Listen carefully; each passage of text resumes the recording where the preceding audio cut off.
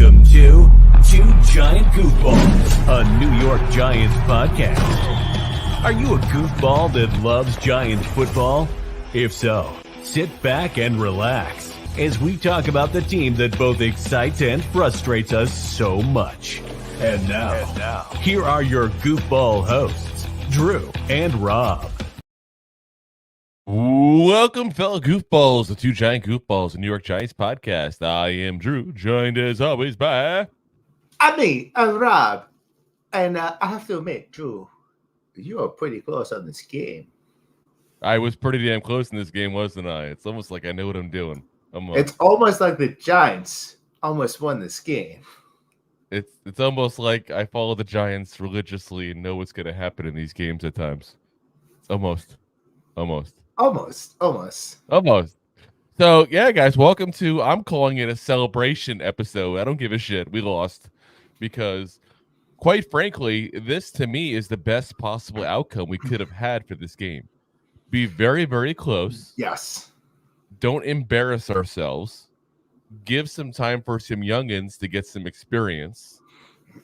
Show that we actually can hang there with the team that, let's be very frank, we talked about this going into. It was 5-1 going into it. Now 6-1 the last 7 games. This is the hottest team in all of freaking football, folks. So hot. And we just hung with them. And I hate to say that as a moral victory, but I'm sorry, it is a moral victory. When you're basically been shit for how long, there is a moral victory in this, because the biggest thing is I don't want to lose the draft pick we got.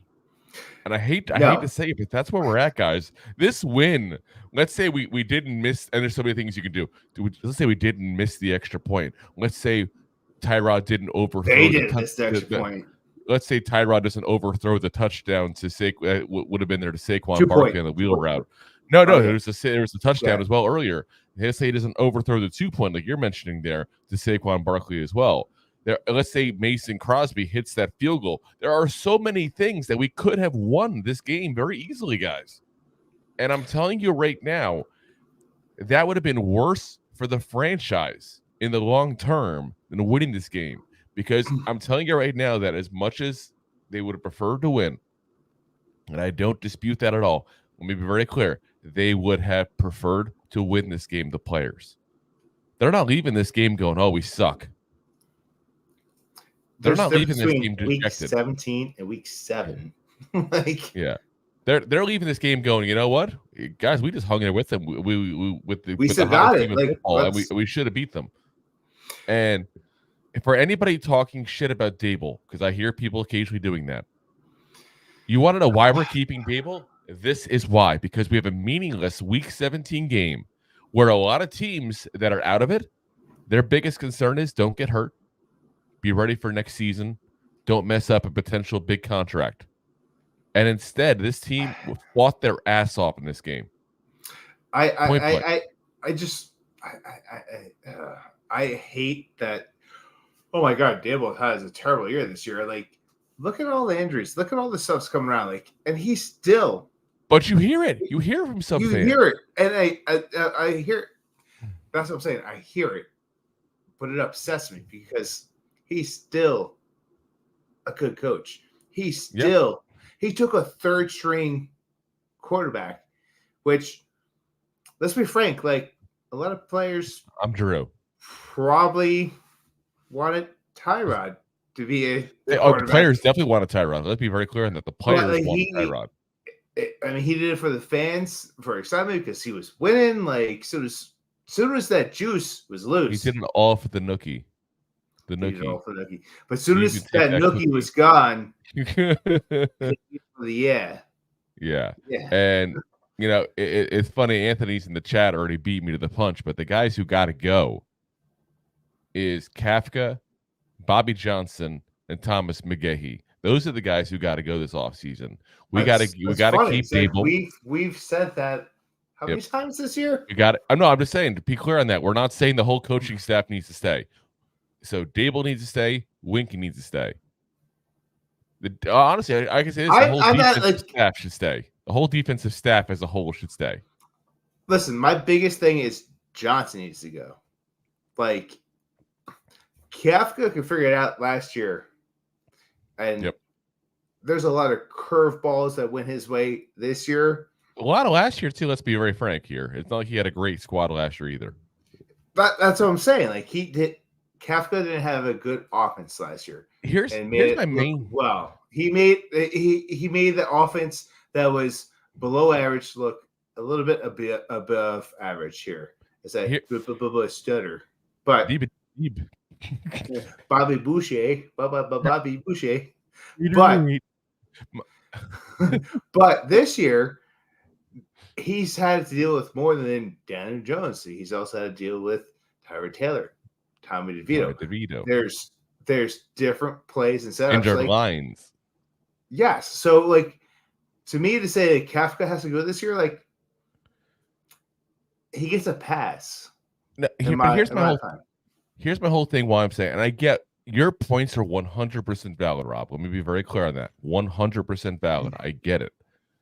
Here's my whole thing is if you are, as I am, and again, I never want to put words in your mouth, so you can verify if you are or not.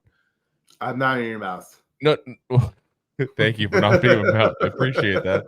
No, what I'm saying is that, in my opinion, we have to get a quarterback in this draft. We're going to have a top 5 pick because I'm assuming we're going to lose again next week to the Eagles. We're going to have a position to get a good quarterback out of one of the best quarterback drafts. I still think so. I'm sorry. The Eagles have our number as much as they lost to Arizona this week, and we're enjoying this. But hold on. Let me finish that thought.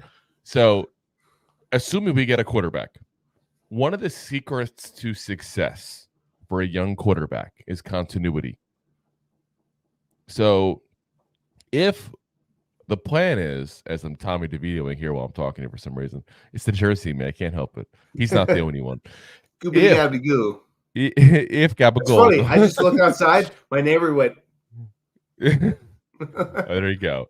But if that's the plan, is to get a quarterback, and Kafka is technically like on a tight string. Let's say you're like, okay, one more bad year, Kafka, you're gone. Aren't you better off starting with a fresh and new OC? So that way you give the continuity to your rookie quarterback you're going to draft this offseason. That is also very valid points. You know, it's one of those things where it's like, okay, it might not be you, Kafka, but I'm not willing to take the risk because how we get this new quarterback set up is the most important thing in this whole franchise right now. But at the same token, we've also talked about, are we cutting Daniel Jones right now, right here? No, we're not. And I'm already seeing some comments about keeping Tyrod Taylor. I know we're kind of jumping into comments here throughout. We are not keeping Tyrod Taylor, folks. No. I'll be very clear with you on that. Multiple reasons. One, money. We're gonna have Daniel Jones. They're gonna keep him. I think. I don't think there's a doubt they cut him. They're not gonna pull a Russell Wilson here. They're probably gonna keep him one more year because they can cut him and save money next year, as opposed to eating a little bit, even if they do a post June 1st. They're going to have a rookie quarterback, and at least in my opinion, they're going to have Tommy DeVito still under contract. So you're going to have 3 quarterbacks already under contract. You're not going to get Tyrod Taylor because if all goes well in this season, Tyrod Taylor is your 3rd quarterback at that point, and Tommy DeVito is now your 4th and off the roster. You're not going to do that because you're going to have to pay him money. He's a very experienced, long-term veteran quarterback. So, unfortunately, I like Tyrod. I have respect for Tyrod, not just what he's done here, but what he's done in his career as a whole. I was about to say, made himself an excellent career as a backup quarterback. Yeah. He's had a below-average starter. No, you know what? Here's the crazy thing is he's technically 500 as a starter even after this game. But I actually think he's a mid-grade starter. I think people just never gave him a shot after Buffalo. I was about to say, when he was a mid-grade starter, part of that was like weird injuries when he was the starter, he was below 500, and he comes in and wins games as the backup a lot. That's what he's done. Well, let's get into Tyrod. We're going to be talking about Tyrod there. What's your thoughts on Tyrod and what he did in the game? Where do I start? Jeez. I would start the first quarter. That's usually where you start. Oh, I mean, sometimes people work backwards. I mean, that's just Michael Jackson moonwalking. He. What's Michael Jackson's pronouns? He. Oh God. Sorry, dad jokes. I mean, if I had to rate him as a quarterback, watching him this week, he gets a C-. Let's see. You know, I mixed. I have mixed reviews because there's some things he did very well. So, yeah. we're gonna be honest, Drew. I missed the first 7 minutes because I was at the dog park. Wow. I know it's a jerk, and I was like, "Oh my god, it's what 107." I need to turn on this game, and I started watching it. Not watch my dog being that dick at the dog park. Oh, 107. You missed like 2 plays. But here, I missed the 2 3 and outs. Yes, you did. As I'm saying, you didn't miss much, at least on defense. On offense, but it's 3 and outs, and on defense, it was give up plays here. But I mean, Tyrod to me looked like he was very fluid in the offense overall as a whole, but he underthrew people so many times it's not even funny. So we talked about it a little bit before about some of the close calls. He underthrew what would have been a touchdown to Saquon Barkley on a wheel route late in the game. He way underthrew an obvious, easy 2-point conversion that would have won us the game. He had a couple other plays throughout this that he just underthrew consistently. There was one also, the one that Isaiah Hodgins in the end zone. That was also one he threw the ball too late on. There were some big mistakes that were small mistakes that became big mistakes because of where the game was and where it ended up, but also how important the opposite reaction to those plays would have been. Either one of those touchdowns happens, we won the game. That 2-point conversion happens, we won the game. There are so many close calls, it's not even funny. But again, I'm okay with it. I didn't want to win the game. I hate to say it that way. It sounds bad, but it's honest. But he got us into a very close situation, a good quarterback. Because let's be honest, I said before he was an average starting quarterback in this league. That's more like 5, 6, 7 years ago. The guy's like 35 now at this point. I mean, he's at the very tail end of his career. Probably not quite. He's probably like in 32, 33. He's gone from He's gone from playing to bench to playing to bench to playing to bench. I mean, it's hard to do that. It's not rhythm with these guys. And I think that's part of the mistakes that were being made. But I think part of it was he knows he's auditioning for his next contract and his next team. And I think that made him nervous in some of the plays. Let's be honest. We talked about it before. He's not going to be a Giant. The biggest thing out of this is for him is to get in where somebody else can sign him to be a long-term deal, for somebody for 3 years or so to end his career. He wants one more payday. I don't know if I agree with that per se. You might be right, but you also got to remember Tommy DeVito. I may be crazy. Was our starter prior coming to this game for quite a few games. Did Tyrod get the same play time and practice with these receivers to be in sync? I would beg to say that the playtime between him and Tommy DeVito, if you're comparing those, I hear what you're saying, but because he was the backup for all of training camp and all that kind of stuff, whereas DeVito got whatever. I hear you, but a month's passed. Oh yeah, a lot. No, yeah, no. Like I said, he's definitely hasn't had the practice to be in rhythm with these guys to a certain degree, but this to me wasn't even a rhythm. Some of this stuff was just him just underthrowing obvious easy throws. There was. Listen, when we had that run back,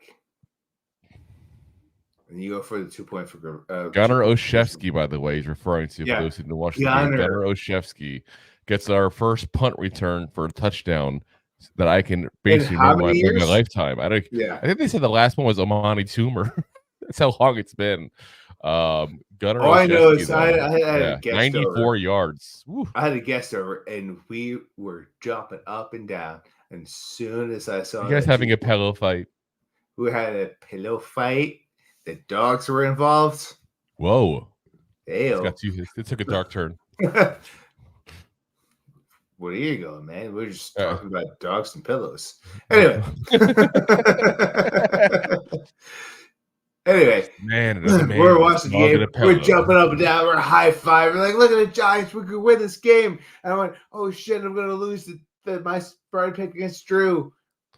Listen, I think I actually got the trifecta on that game. I have to look it up to see, but I think I think you went the under. I thought I went over. You could have. I don't know. Anyway, I can look it up either way, but still, yeah.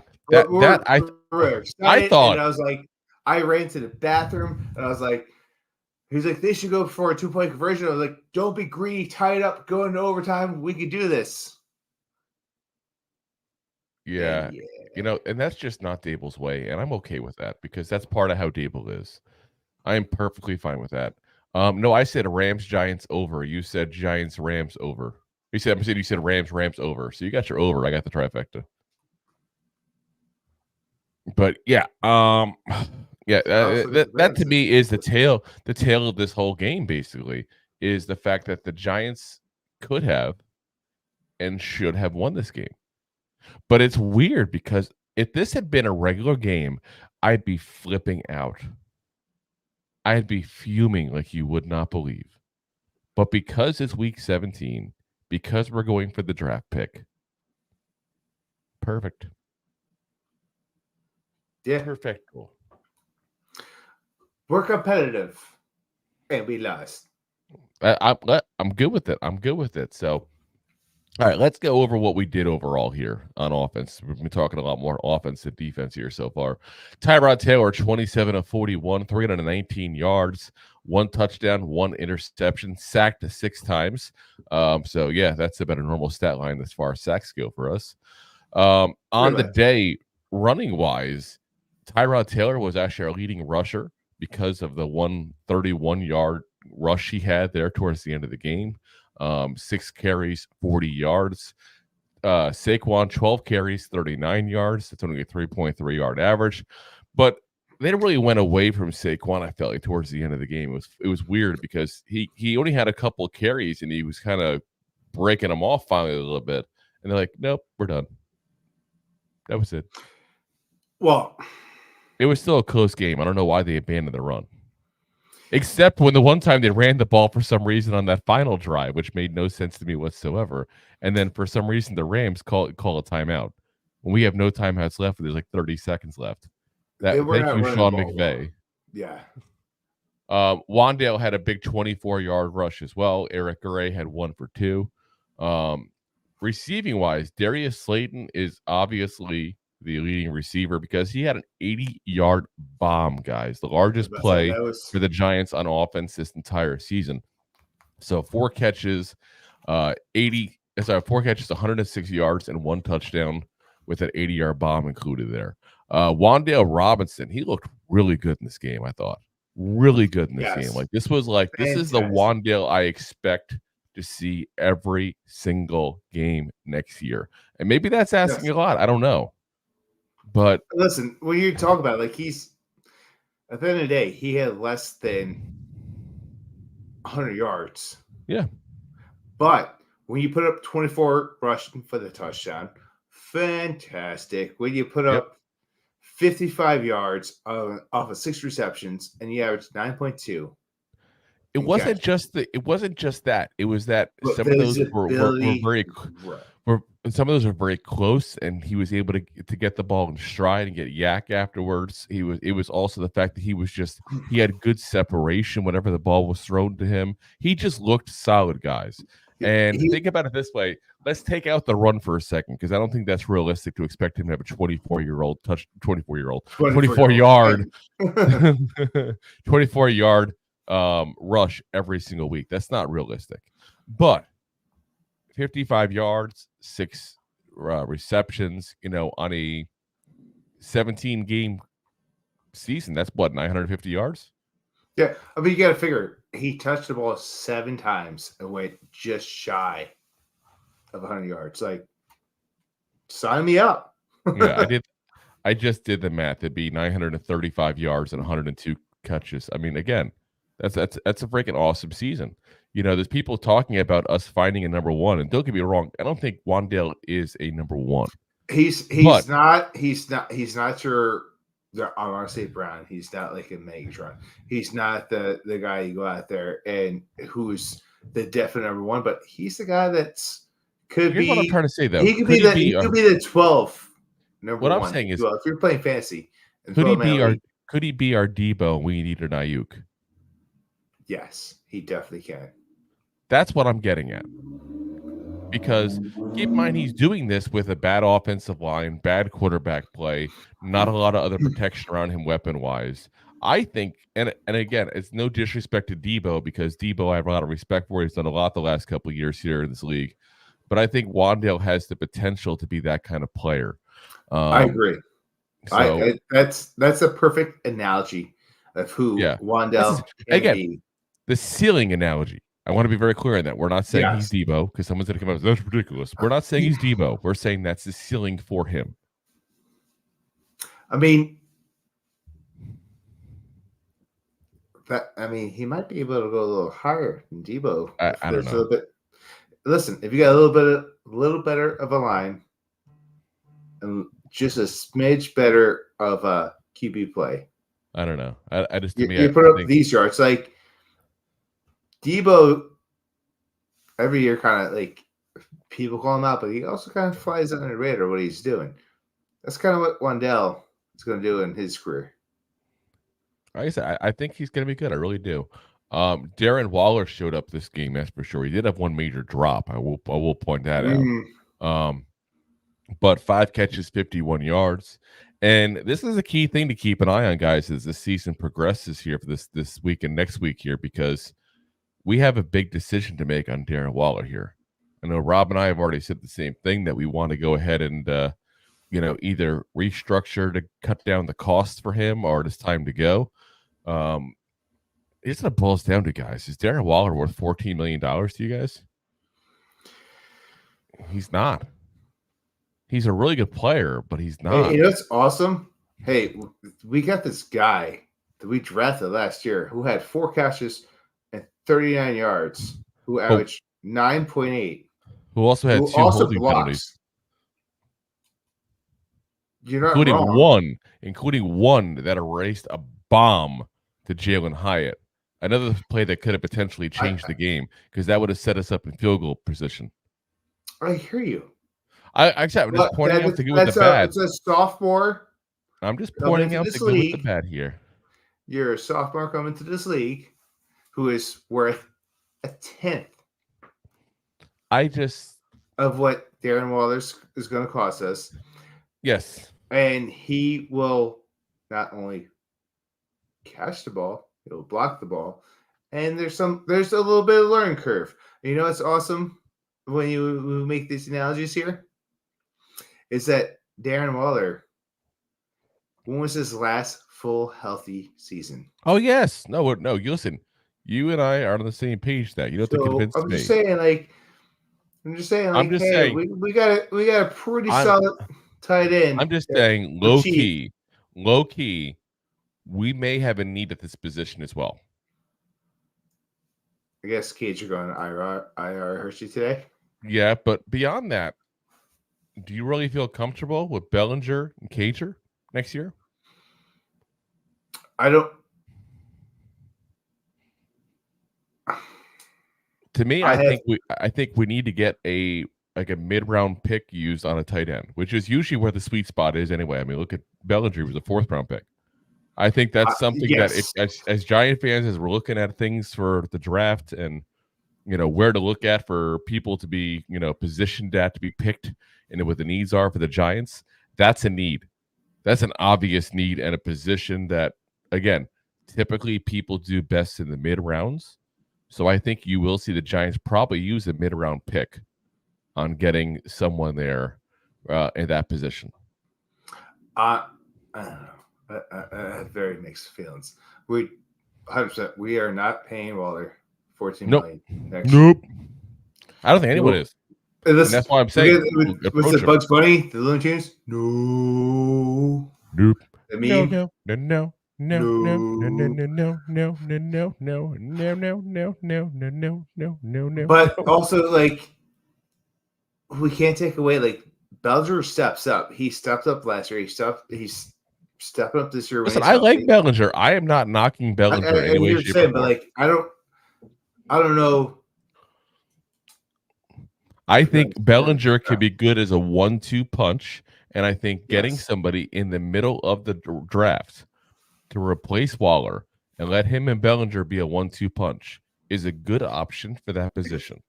I'm going to agree with you. Only in one circumstance. If that tight end could also block and catch the ball. Oh, listen, I like guys that block at the tight end position. I agree. And I like Waller because of the fact that he catches better than 90% of them out there. But if Waller wants that kind of money, bye-bye. Because to be very frank, he's worth 70. You better stay healthy and catch it. He's worth 7-8. He's worth 7-8 million. That's what he's worth. Yeah, he's not worth 14. I'm going to go more 7 than. And if we cut him, we save 7 and change on there. That's an offensive lineman, guys. Yeah, he gone. Anyways, we're getting to off-season stuff here. Yes. Jalen Hyatt, 3 catches, 25 yards. Saquon, 3 for 19. Isaiah Hodgins, 1 for 18. Eric Gray, 1 for 6. And I got to say, that was actually a very good catch on his part. It's very rare I give any kudos to Eric Gray because he sucks. I mean, because he hasn't been good. Did I say sucks? I'm sorry. I'm still not a fan of the pick. I still think it was a wasted pick. But he kind of bobbled the ball in another short throw, and was able to catch it and bailed Tyrod Taylor out in that play there. Sterling Shepard had the 1 target, went right out of his hands. Considering how little we see see Sterling Shepard this year, that might be the last time we see Sterling Shepard on the field. I do think they will get him on the. I do think they'll get him on the field coming up here, because in the end, I think everybody knows it's probably his last game as a Giant. I think everybody also knows his last game as a Giant probably should have been last year. But I mean, we send him out right. Send him out right, because as much as we're saying that, and I don't mean disrespectful when I say it that way. I'm just giving honest assessment on what he's done this year. He should have been gone in this offseason. But that being said, he deserves respect. He deserves a chance to go on top. He deserves to go out with people screaming and chanting his name at that point, because that man has given it all. And I don't even just on the field. I mean also in the training room. How many injuries does that man come back from? That takes guts. That takes determination. That takes caring. So respect to the man, and I hope they do right by him in next week's game. Give him a chance to kind of go out on top with some kind of fanfare. They should have like Sterling Shepard bobblehead ball or something like that. What a bobblehead doll, whatever. I wish. Watch, they'll give us a medium Coke instead. Medium Coke, bro. Medium Cokes. Not even a large. I would love to see him go in for 1 or 2 snaps next week and get a touchdown. Like I said, he deserves something. And I would be our only touchdown in the game, I would be okay, because I already expect us to lose that game.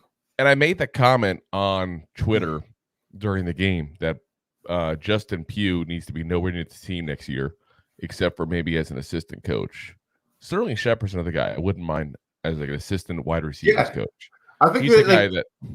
I feel like this year was his audition to become the coach. He's been doing that the last couple of years in the sidelines. Every time he's injured, he's talking to the young guys, getting them going. I like him with that role. That's what I'm saying. Like, he's one of those guys that will come out and talk to the young guys, like be a role model. Yep. And it stinks that, health and age got in his way, and he just can't do what he used to do. I mean, he wasn't. I mean, let's be realistic. Was he a wide 1 in his prime? No, he was a perfect Robin. Never a Batman. Yes. Perfect Robin. That's what I'm saying. So now you're looking at, let's see, I don't even know the term for the Robin's Robin. Catwoman? Batgirl? Batgirl? Maybe. Is Batgirl the slot receiver? I mean, Batgirl got canceled Sandwich, yeah. Well, that's the movie. The movie I canceled. Yeah. All of Warner Brothers chicks, they suck. All right, let's get on to what the Rams did on defense here. We talked about pregame here that Ernest Jones is the name that guys need to remember because he'll be all over the field. Guess what? He was all over the field. 13 tackles, 13 touchdowns, 13 tackles on the day there, including a tackle for loss and a QB hit. Next up was Jordan Fuller with 8. Witherspoon and Hawk each had 7. So, kind of what we expected as far as that range there. Now, sack-wise, that was the one that, the big ones was up the middle. We talked about this, how the interior offensive line of ours has troubles. Kobe Turner, the rookie at Wake Forest, I think it was a 3rd-round pick, if I remember right, had 2.5 sacks. Thanks to the Giants, he's now within reach of breaking the all-time rookie sack record for defensive tackles, which is currently held by his teammate, Aaron Donald, who we also talked about. Remember he said going into the game, half a sack in the last 6 games? Apparently he listened and got pissed off because 2 sacks in the game there. So thank you, Aaron Donald, for listening. We appreciate it. Hey, by the way, Aaron, hit the like and subscribe button. Yeah. Right there. You want to share, feel free. Yeah. Jordan Fuller also had the lone interception on the day there. Didn't really matter, though, because, went right back to the Giants really quickly anyway. So next play was a turnover by the Rams anyway there. That was the fumble, I believe, that was the fumble that was that play. Yeah, it was fumble. So they did what they had to do on defense for the most part, but let's be honest, giving up 25 points to the Giants and leaving points at the table, because this is going to be 30-some-odd points by us easily. This very easily. If Tyrod is on target with half the throws that we're talking about, it's very easy. Could have been a 34, 37 game. So if Tyrod hits Saquon for the touchdown, there's 7 points there. Hypothetically, that's 32. If the holding call hadn't happened against Bellinger, there's another 3 points right there. That's 30. 35. So honestly, I'm just saying the Rams to me just didn't look very good on defense at all. And I think they're lucky to have won this game because it means a lot more to them this game than it does to us. 100%. And it's amazing how well our defense look against that offense that has been played such good football. Oh yeah. Past month and a half. Oh yeah. All right, let's pay the bills real quick. We're going to go through some comments, and then we're going to get on to what we did on defense and what they did on offense. There, we'll reverse the play there. After this break, came up big on D. Oh yeah, the big D. Enjoying the show? Looking for more goofball action? Consider a membership at buymeacoffee.com/2giantgoofballs. Memberships start at just $5 and give you additional goofball access. One-time support payments also available starting at just $3. buymeacoffee.com/2giantgoofballs. All righty. First comment, Wade Tuckness up and says, who won? Well, the Rams won 26-25, and probably the best outcome for Giant fans and Ram fans alike. Everybody's happy. How often does that happen? Connor says we didn't brain fart going for 2 points. Shake my head. Yeah, that was there. It is what it is. Deb says my only consolation is that the Eagles lost to the Cardinals. Yeah, that's nice that the Eagles lost to the Cardinals. The Cardinals. It's funny. Didn't you ridicule me for saying that they have a chance to win it? I'm going to bring that back up. I mean, I know we're not in a recap game pod or talking about the spread pod, but I'm pretty sure I told you they played NFC East. I'm pretty sure I've ridiculed you for enough things if that's the only thing. There's a lot. But just know, everyone that's listening, Rob won that part of the bet. There you go. I still won this game. Doesn't matter. So anyway, what's interesting is maybe the Giants should contact the Cardinals coaching staff to find out how to beat the Eagles and the Cowboys, because they did it once this season for both, and we can't seem to beat them at all. So Yeah.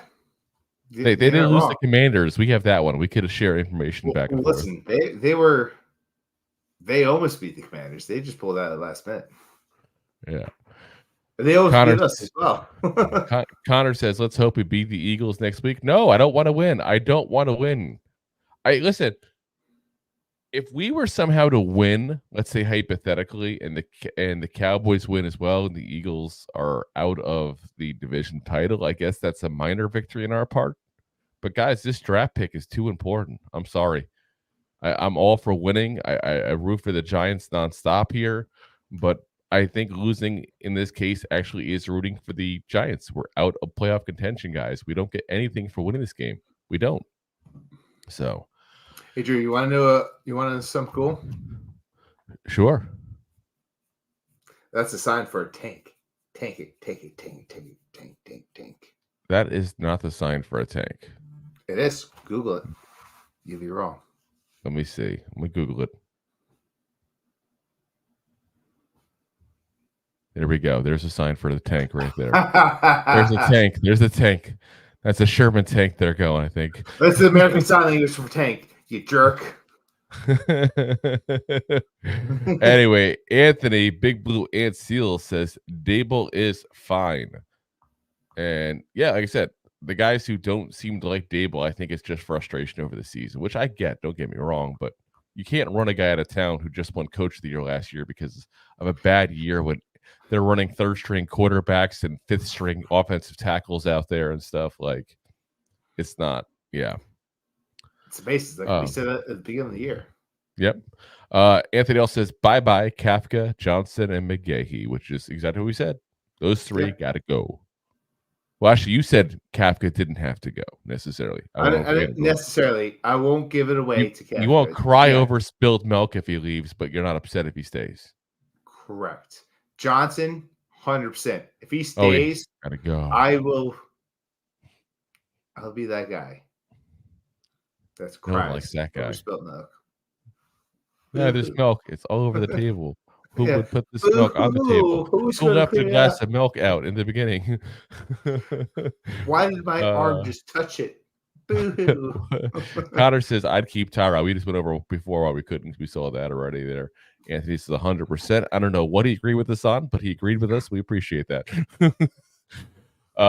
Deb says, I'm thinking the same thing. Connor is a good backup. Again, Tyrod is a great backup, guys. Great backup. He's one of the best backups in the league. But and I think he's got a coaching future in this league in a couple of years when he retires, too. I really do. I agree. That's a very sometimes the best backup quarterbacks are like the best like coaches, too, as well. It's weird how that works.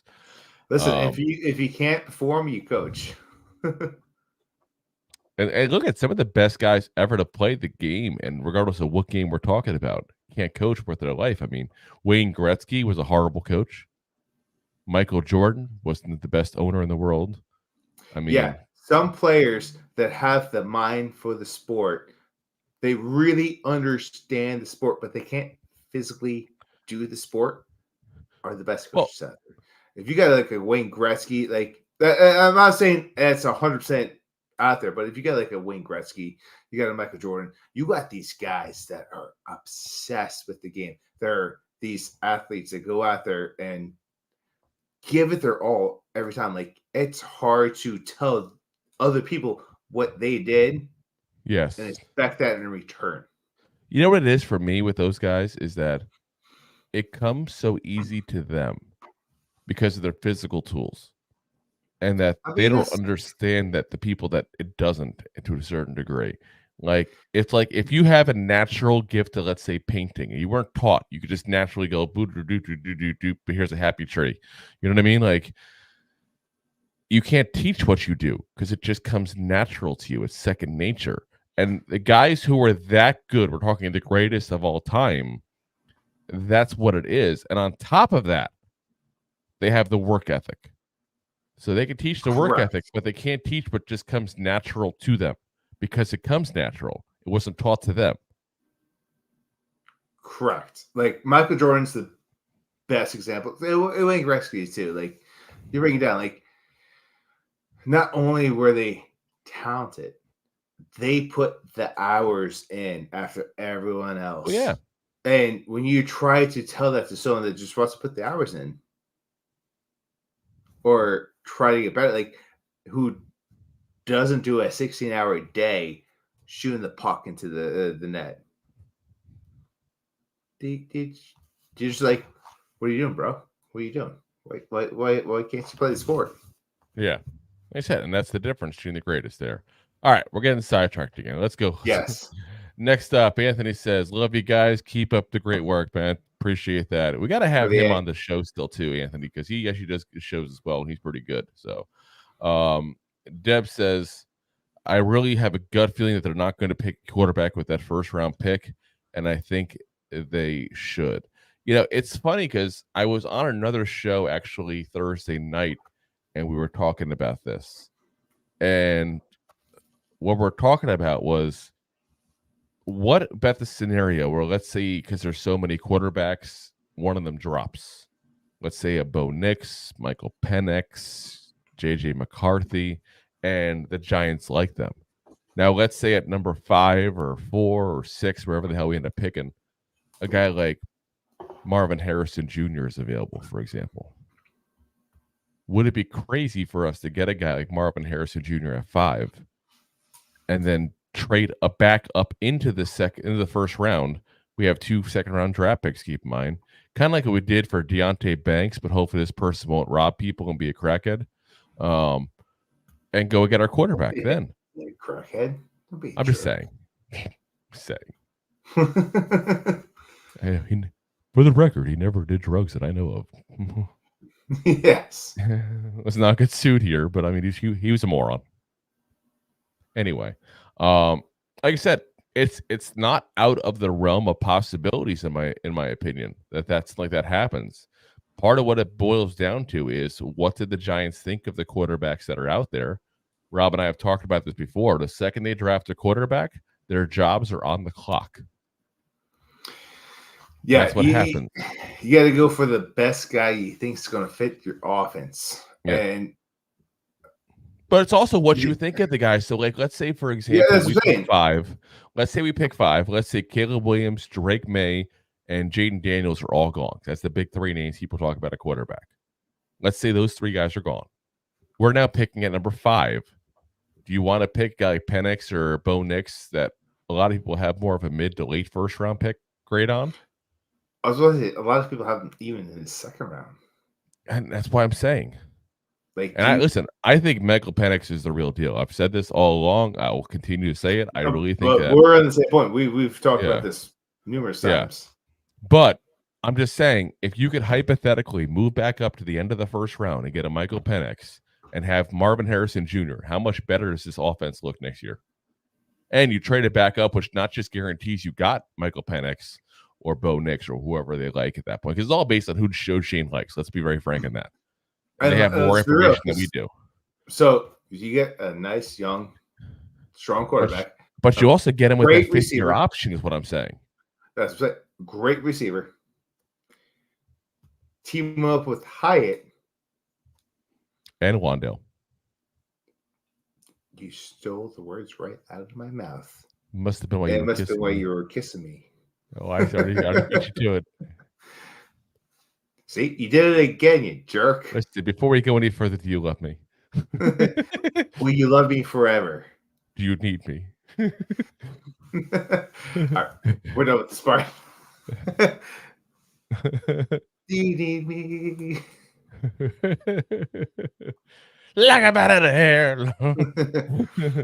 Anyway.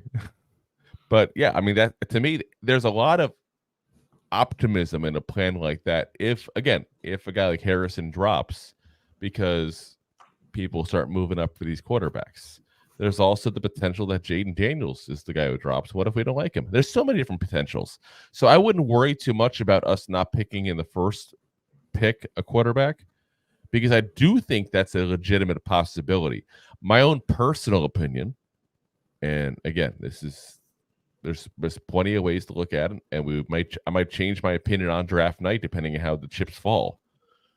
I would trade down. I would get the extra picks. I would get the quarterback I want, like the mid-first round at that point, If those three guys are gone, which you got to assume they probably are where we're picking, and then I would use the extra picks to build around him, to get an offensive lineman, get a receiver, get these guys around him. Because let's be very frank, if you put a rookie quarterback in this line with these weapons, he's fucked. At least it's not the Jets. Anyway, get off my soapbox. Let's get going. Connor says, Mama says the Eagles and the cow pukes of the devil. Yes, they are. Anthony says DJ will be the bridge for our next QB, and there's a lot of variables to that as well. He's going to be the bridge. I've been saying that. I've been saying. My only concern is again, if he starts winning, that creates an issue the Giants don't want. I hear you. And like I said, I see both sides in this one as well. It's going to depend on how the rookie looks in there and how the rest of the team looks. Because if the offensive line is going to be shit, you might as well get DJ get his ass beat for another year. Yes, I believe he's going to be the bridge. And I believe the children are our future. Teach them well and let them lead the way. Show them all the beauty you possess inside. Who would have thought Bette Midler on a Giants podcast? Only on 2 Giant Goofballs, folks. Only on 2 Giant Goofballs. Only with Drew talking about it. Listen, we do musical things here. It happens. Connor says Tyrod is reliable. We need as a backup. I like Cutlets, but we still don't know how Tyrod can help if we have an injury, a quarterback, whoever it is. And part again, what we got to look at is that again we have a proposition to look at. Here we go. Okay, we draft a quarterback. We have DJ. Tyrod Taylor, guys, you got to keep in mind what he's getting paid. He's not getting paid $5. He's not a minimum deal. No. Yeah. Like you can't afford to pay $4 million to Danny next year. You can't afford to then pay a first round pick money to a second quarterback. And then give Tyrod Taylor another $5-6 million. Squash it. Just look at the capital. It doesn't make sense. Yeah. He's got a $6.9 million cap hit this year, guys. Just heads up. Yeah. He's not going to be our third string quarterback. You don't pay that kind of money for a third string. Deb says, if they don't draft a QB, I would keep Tyrod. Now, that I can understand to a certain degree, depending what other options they look at. Because I'll give you the interesting option. I know Rob likes this guy more than I do, per se, but the more and more I hear Chicago is going to draft a quarterback. And if they do draft a quarterback, if Justin Fields becomes available and you can get him for a mid-round pick, not the worst thing in the world to bring him in, let him and DJ compete and see what happens next year. Listen, I don't think he's in a be-all. I just think No, I'm not suggesting that you're saying that either. I just think he's just as good as DJ. I think he's a DJ clone, except DJ can throw the ball better, deep and stuff like that. And I believe Fields both of them have the same issues since their draft. Unreliable coaches. They don't have the same setup. DJ had the best coaching last year for his career. But when it comes to like Justin Fields, like even look at this year, right? Look how well the Bears played the second half last year. And what happened? I'll let Justin Fields run the ball a little bit as he's thrown. What did they do for the first 7-8 games this year? Don't run the ball. Be a pocket passer. They weren't that good. Week 8, hey, run the ball a little bit. Throw the ball too. And now look at the Bears. Like they've been playing damn good football. I am not disagreeing with you that Justin Fields is a legit quarterback. I'm just saying I think he's same as Jones, where he's an average quarterback. Yeah, I think I'm saying that he's. So again, if you can't get somebody break top 10 a couple times in his career, but like he's not. I'm just saying if you can't draft a quarterback hypothetically, I have no problem if they give like a 4th-round pick to the Bears for Justin Fields. Let Justin Fields and Daniel Jones both fight it out. But again, we're talking about a weird scenario that we have no clue if Joe Shane would even want, or if the Bears would even want. Let's be honest. They might decide to keep him for a year as a backup or a bridge. So we'll see what happens. Deb says, I'm not as much a Barkley fan as I used to be. So I'll put it this way. I'm a huge Barkley fan. And I love the veteran leadership he provides and everything. But that being said, my biggest issue is we need money. We need a lot of players. And I don't think we can't go out and get a veteran running back and draft the guy in the mid-round and have them produce similar to Barkley. Not necessarily just as good, but similar, where you can get those guys for maybe $2.5, $3 million. Save $8 million. And whoever you get for $8 million plus those two is probably better than Saquon alone. It's just, like I said, it's where I'm at. Deb says, isn't Waller's contract for 3 years? So his contract is got 3 more years after this. He's got a 14.5 cap hit next year. But if we cut him, we save a little over $7 million. So we'll still be paying him like $7 million for. But if we save 7.1 if we cut him. So that's where I'm looking at there. Is he worth 14? Not. Next up, Connor says, I think Crosby missed on purpose because we beat him in 12. Maybe he holds a grudge. I don't think it's that. I think it's just yeah. I said that's where I'm at. Connor says, internet was down. What did I miss? Not much. We're just us ranting and singing like usual. Connor says that win against the Eagles. The win against the Eagles face San Francisco, number 1 seed. Huh? Not quite getting that. Your dad says howdy though. Howdy, Dad. Howdy ho. Connor says, F that, Drew. I want to beat the Eagles' asses. We can move up if we have to. Rooting Eagles more important. My whole thing is we're not ruining the Eagles if we do that. All we do is we give them a ticket to the playoffs against the Buccaneers. That's all we do. That's not really hurting them. It might, though. I think the Bucs have been playing pretty good football. It's road wins, and it's a road game for them. That's why he's saying that. I just keep in mind, if we hurt the Eagles, we're helping the Cowboys. It cancels each other out. It's like a double negative. It is. It's like putting your tongue on a 9-volt battery. What's more important to us is us than the Eagles. And if it's not, then that's an issue. Connor says Michael Jordan's team sucked, but he sold the team for $3 billion, which effectively made him a $2.25 billion profit. Oh yes, 100%. He's more rich than ever. Deb says maybe they can get an owner, GM, and coach really loaded on draft day and unload Jones on them. The problem with that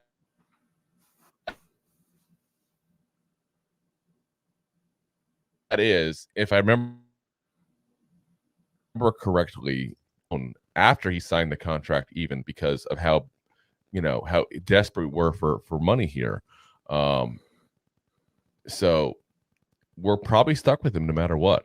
If I remember correctly, let's take a look and see what they said on the cap here. So if we cut him next year's outright, we're eating $22 million in negative cap savings. He goes from a $47 million cap hit to a $69 million cap hit.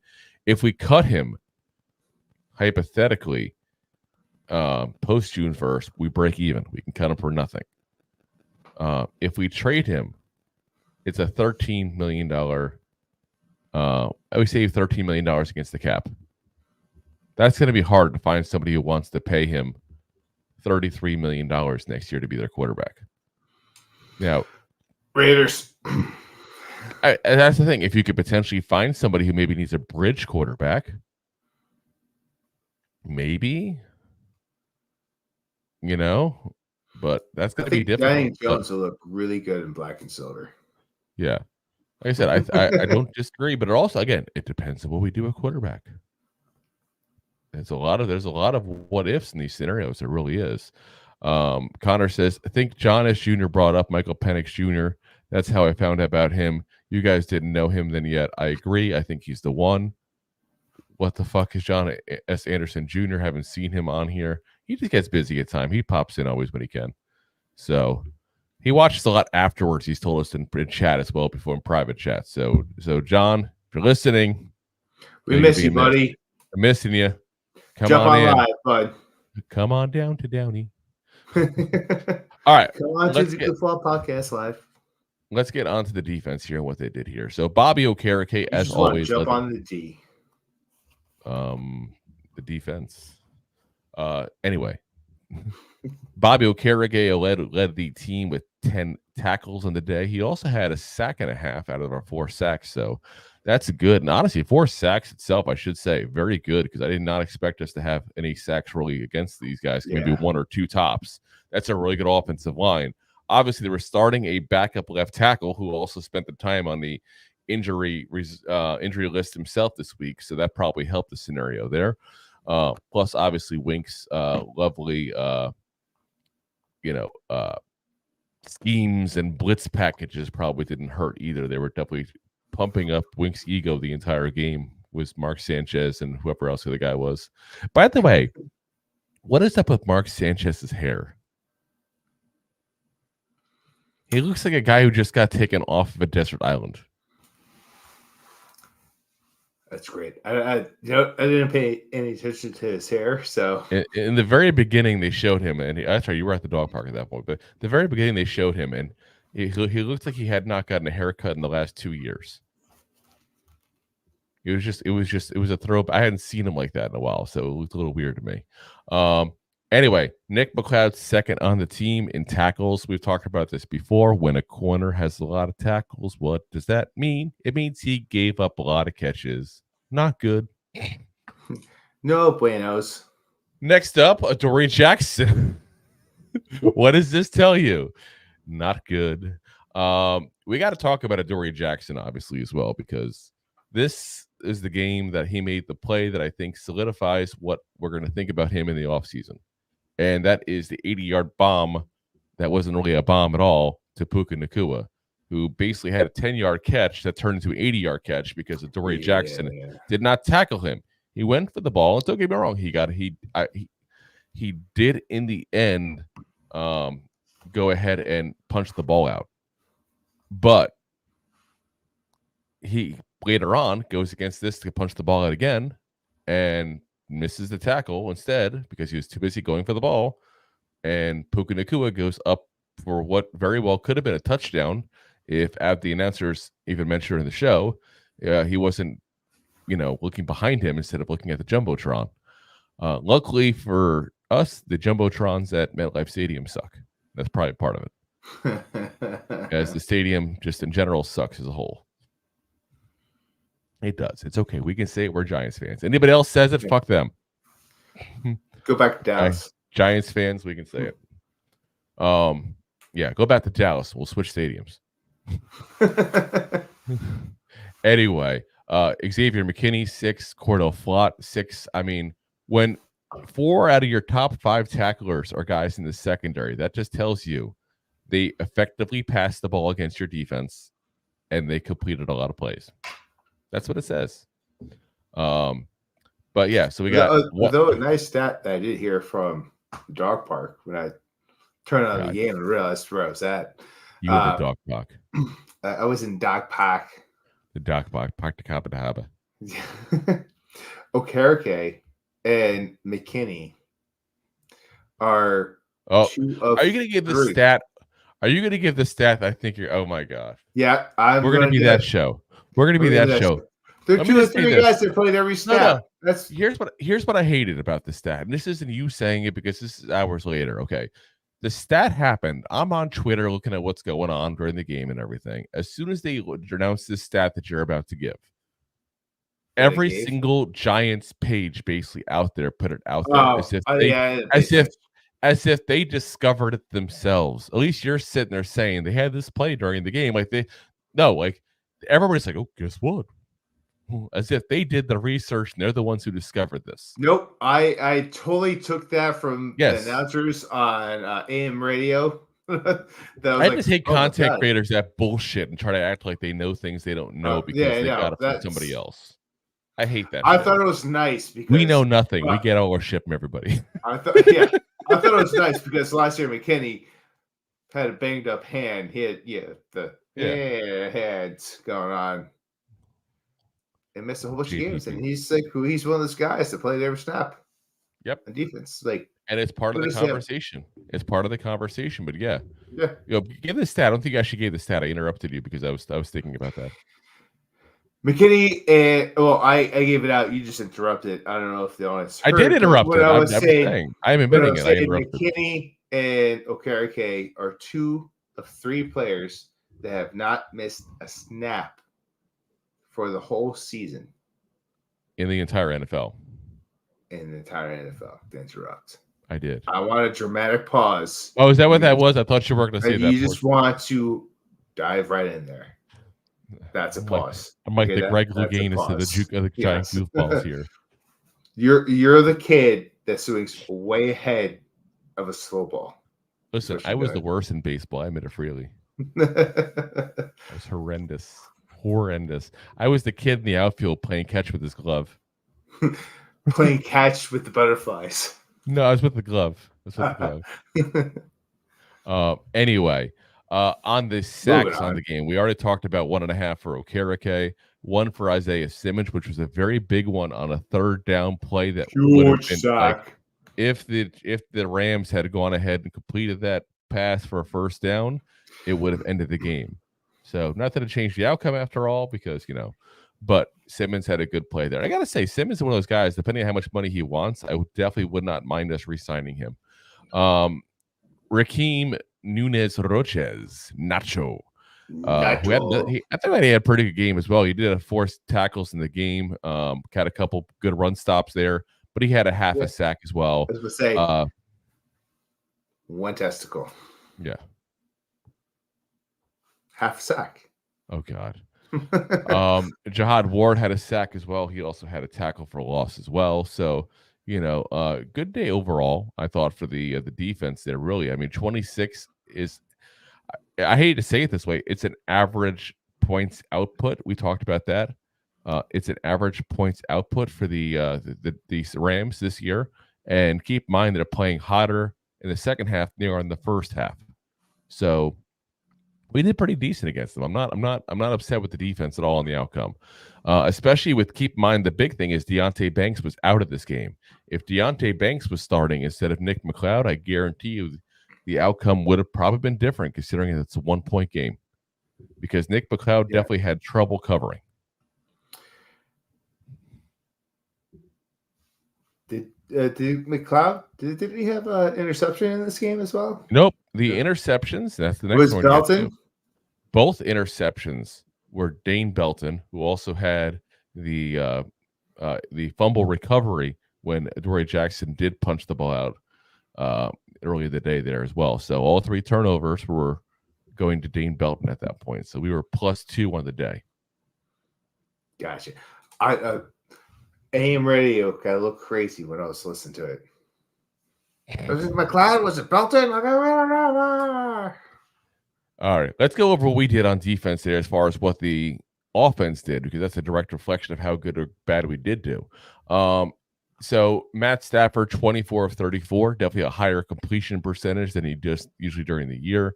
317 yards, so that's definitely a good amount of yards, but only 1 touchdown. Of course, the aforementioned 2 interceptions and 4 sacks. He had an 85 QB rating, so an average day, nothing crazy. Yeah, had a decent amount of yards because they didn't run the ball very often, but not too bad at all. Kyron Williams, we talked about him being the beast that he's been lately. Well, I have to say we I don't want to say we snuffed him. We made him look good, not great. Yes, let's go.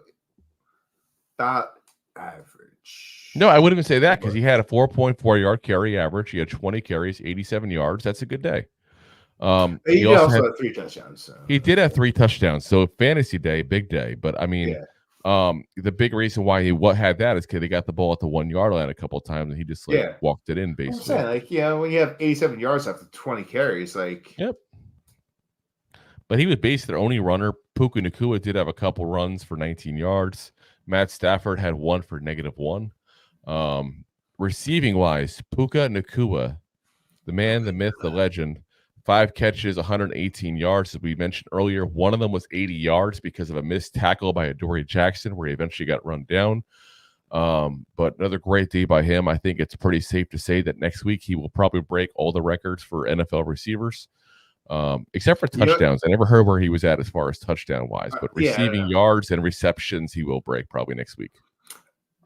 As much as I didn't want to root for this guy as he's playing against us, I kind of want to root for this guy. He's likable. He's likable. Yeah, he's like, and even and it looked like. Did you see on the sidelines? Was he getting sick on the sidelines? Oh, I didn't see that part.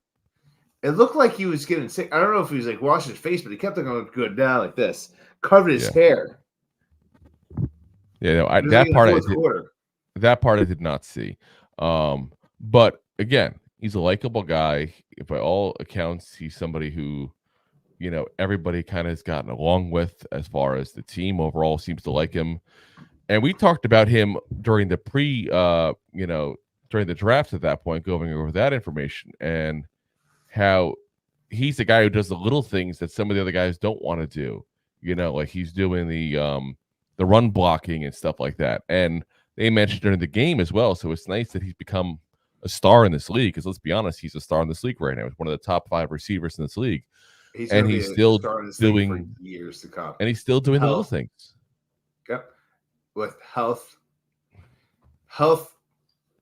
as long as he stays healthy, he's going to be a star in this league for a long time. Next receiver was Demarcus Robinson, who we actually got a comment on YouTube from a Rams fan. It was like, "Oh, watch out for him." And I was like, I even said, I'm not worried about him. I remember him from his Chief days. And I wasn't worried about him, but he did get some yards on us. 6 catches, 92 yards. So he had a good game.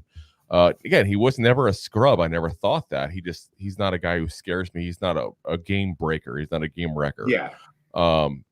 Tyler Higbee, the tight end, 6 catches, 62 yards. Cooper Kupp, 4 catches, 27 yards, including the lone touchdown by Stafford there. Kyron Williams had 2 for 14. We told you they don't really do very much runs to their running back.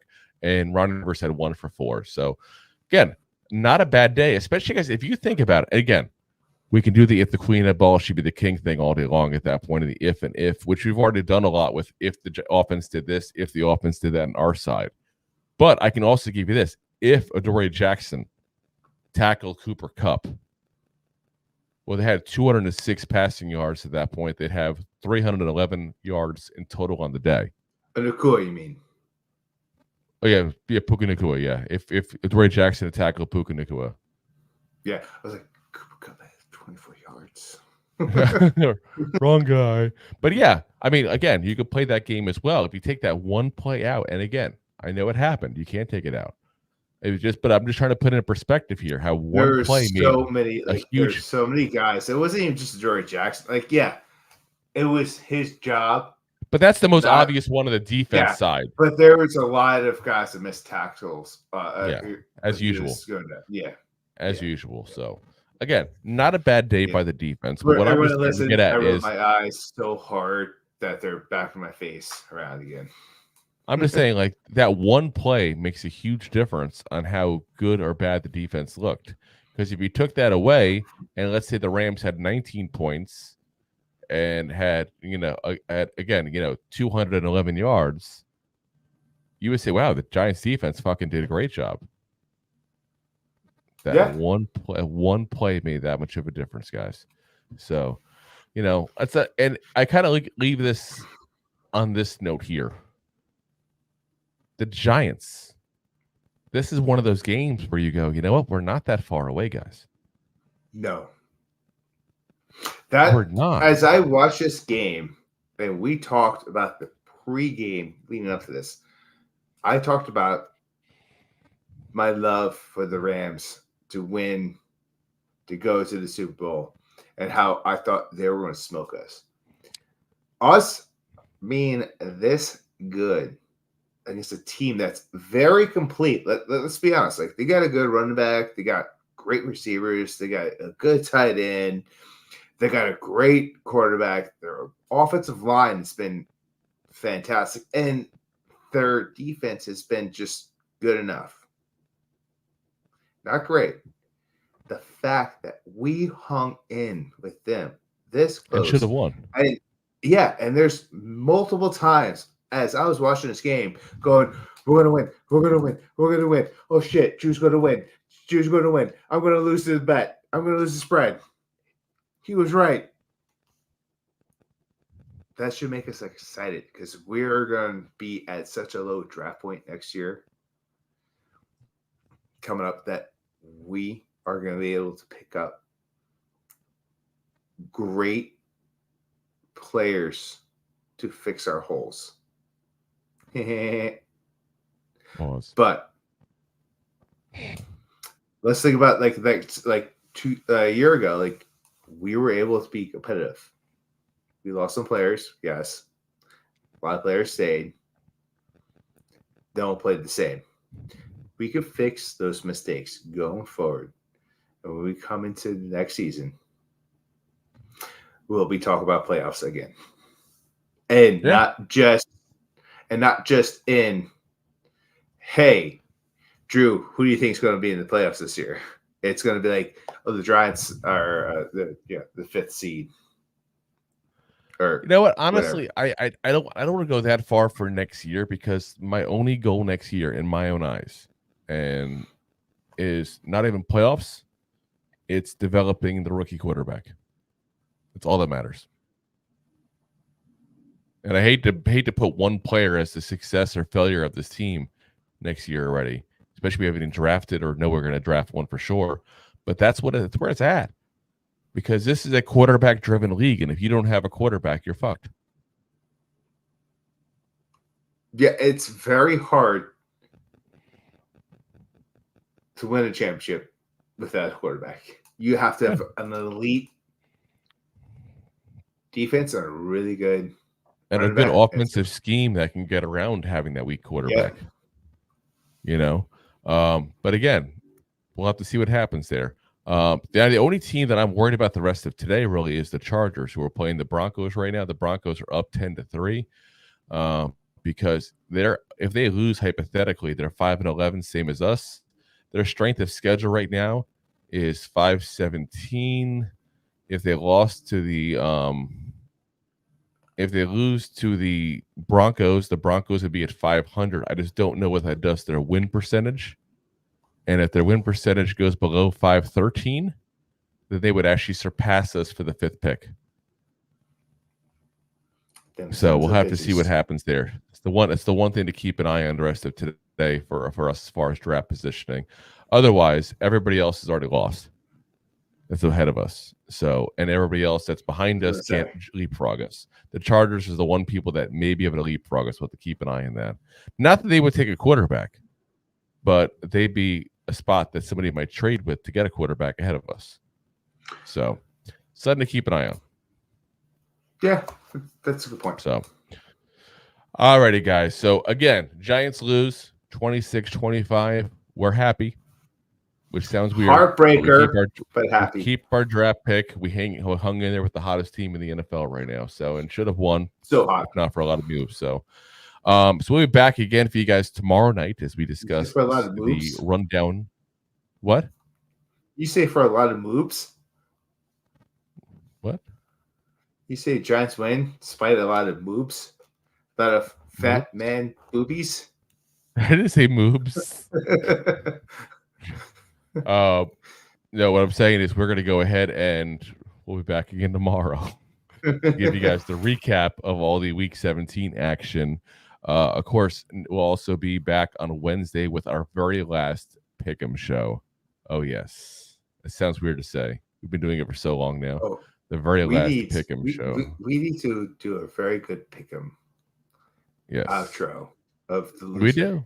We do. And then, of course, on Thursday, we'll be there for our last preview show. Now, we may do something a little different on the preview show because keep in mind, we just faced the Eagles 2 weeks ago. Not much has changed. And we're not going to insult your intelligence and try to make it seem like a lot has. So what we'll probably end up doing is something along the lines of like, here's the injury report, and let's talk about something else entirely. We'll talk about the people that have moves out there. Yeah, we'll talk about the moves. Which apparently Connor does, according to the comment section there. Yeah. But like I said, keep an eye out for that. Rob and I will figure that out as we go here. And of course, then we'll have the regular post game after the game against the Eagles. There, our last post game show as well. Oof. So sad. It's the last. The season happened so fast. They grow up so fast, Drew. Just hold it in. Take pictures. And then we're going to be on to our postseason schedule, which will, of course, we'll start giving you guys. You know what? I shouldn't say this last Pick'em show. It's the last regular season Pick'em show. We'll still do the Pick'em shows on the it's different when it comes to the playoffs post game, but the playoffs we're going to do different. We'll probably do the Pick'em shows / preview show in one. We'll probably spend like 10 minutes talking about each game and do it like that for you guys. So we'll have to figure out those details. But like I said, that's probably what we'll start doing going forward, so we can start talking about things in the Giants like we did last year, giving you guys the recap of who's coming in free agency we may like. Who's of our free agents do we want to keep or not keep, giving you guys position reviews on each position there. So like I said, we got some stuff coming still. The season may be ending here soon, but the Goofballs will be going nowhere. Once our games are over here next week, we'll probably go back down to doing 3 episodes a week. So a little bit of boo-hoo-hoo there. You guys missed us one day of there. Because to be honest, we only did 3 last. We only did 3 last year. We added a 4th one by doing the recap episode this year. So but once that happens, like I said, it's probably go down to doing it like Monday, Wednesday, Thursday, and that's it at that point. There's no more Sunday episodes there. But we'll keep an eye. And obviously, we may change things up depending on certain weeks. We want to make sure we get all the draft coverage in and that kind of stuff. Then obviously during the draft itself, we'll be live as we were last year as well for you guys throughout the whole thing. So mark that in your calendars. We'll see you guys again tomorrow night, though. Appreciate everybody for watching. As always, we are live on YouTube, Facebook, Twitter, Twitch, Instagram, and of course, Rob's favorite, Drew's LinkedIn. Profile. Oh yes, my LinkedIn profile. And as always, we are available the next day on every audio podcast platform known to man. So Spotify, Apple, iHeartRadio, Amazon, all the fun ones. The big one for us really is Apple. So if you guys are listening to us at Apple, if you could give us a review as well, that's much appreciated there. That definitely helps us go up the rankings there. We're actually not doing too bad at Apple, but Spotify for some reason hates us. I don't know why. Spotify hates us. We gotta get Spotify. Please give us a 5-star review. Yeah, that's really the one we need the help on for some reason. It's weird because Spotify should be like 50-50 with Apple as the 2 biggest ones. Really, it should be like 80% those 2 together based on stats I look at. But we get like 60% of our people are off of Apple and like only like 20% off of Spotify. So Spotify people, help us out too. So we'll see you guys again tomorrow. Appreciate you guys listening as always. Again, enjoy the not victory, as this was really the best outcome we could have possibly had there. We'll see you guys again tomorrow night there. As always, Giant fans, go G-Man! Go G-Man! G-Man! Hi, Connor. G-Man! G-Man! G-Man! Thanks for listening to 2 Giant Goofballs, a New York Giants podcast. We appreciate your support. If you made it this long, you must have enjoyed it. So I am sure you have followed us on all the social media platforms. Of course, you have subscribed to the show on your favorite app as well and given us a top rating. Right? Right? Right? Thank you to those who have signed up for our silver gold levels of membership at buymeacoffee.com/2giantgoofballs.